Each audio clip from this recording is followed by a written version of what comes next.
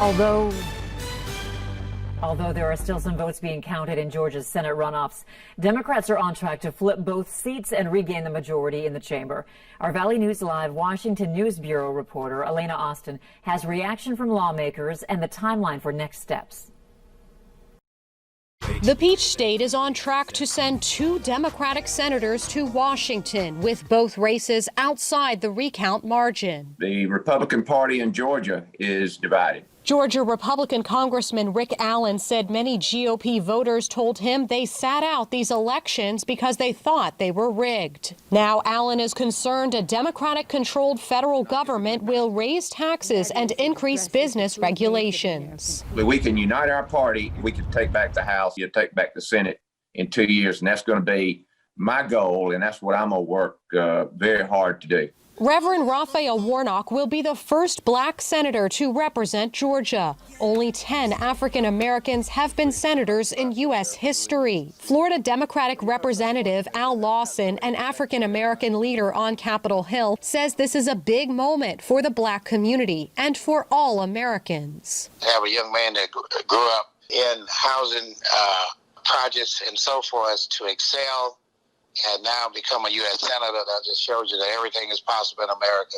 Reverend Warnock's ascension to this position is a major glass ceiling. Emory University professor Pearl Dow says Warnock won by focusing on key local issues. She says that's a blueprint for other black politicians running in statewide races in the Deep South. What this moment calls for is that Georgians are expecting and needing something to change in order for their overall quality of life and the ability to access health care. Warnock and Democrat John Ossoff are expected to be sworn in by the end of the month. In Washington, Alana Austin, Valley News Live. Counties must have their results in by 5 p.m. on January 15th. The Secretary of State has until the 22nd to verify the results, but could move forward earlier than that. Tomorrow is the deadline for overseas military ballots to come in, but experts say there are not enough of those to make a difference in the outcome of these races.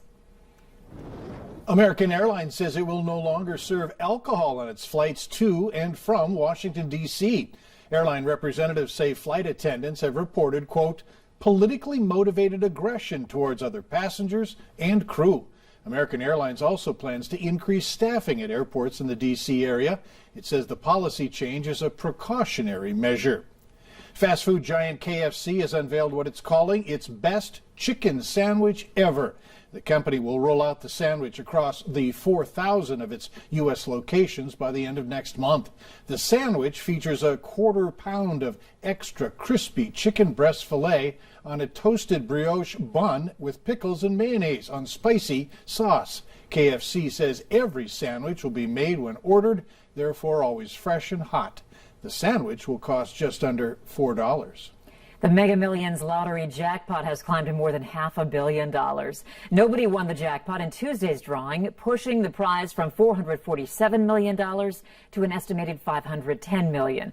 The cash payout is now $377.4 million. It could be the 8th largest jackpot in Mega Millions history, and it's up for grabs in tomorrow's drawing. Despite the jackpot rolling over, there were some other notable wins. 4 tickets won the game's second prize of at least $1 million. One of those tickets was sold in Minnesota.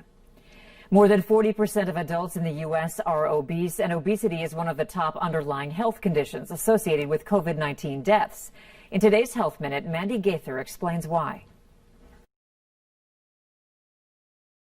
COVID-19 are 74% more likely to end up in the ICU and 48% more likely to die. But why? Dr. Sanjay Gupta says it's partly due to how our bodies are built. Our diaphragm is one of the major muscles that helps with breathing. Breathe in and the diaphragm contracts and the lungs expand to take in oxygen.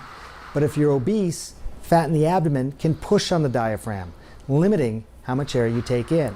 And obesity is a precursor to other health conditions like heart and lung disease, diabetes, an impaired immune system, chronic inflammation, and blood that's more likely to clot. Add COVID-19 to that, and the risk goes up even more. See, the cells that line your blood vessels and regulate blood flow, They are known as endothelial cells, and they can become damaged when you're infected with coronavirus. Dr. Gupta says fat cells themselves may also be more susceptible to coronavirus. The virus attaches to cells in our bodies through the ACE2 receptor.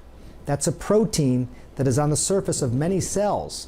It turns out fat tissue has a high level of ACE2 receptors, thus acting in some ways like a reservoir for the virus. Regardless of your weight, you can reduce your COVID-19 infection risk by wearing a mask, social distancing, and washing your hands. For Health Minute, I'm Mandy Gaither. Up next in sports, Beth Houle and The Force will be with you.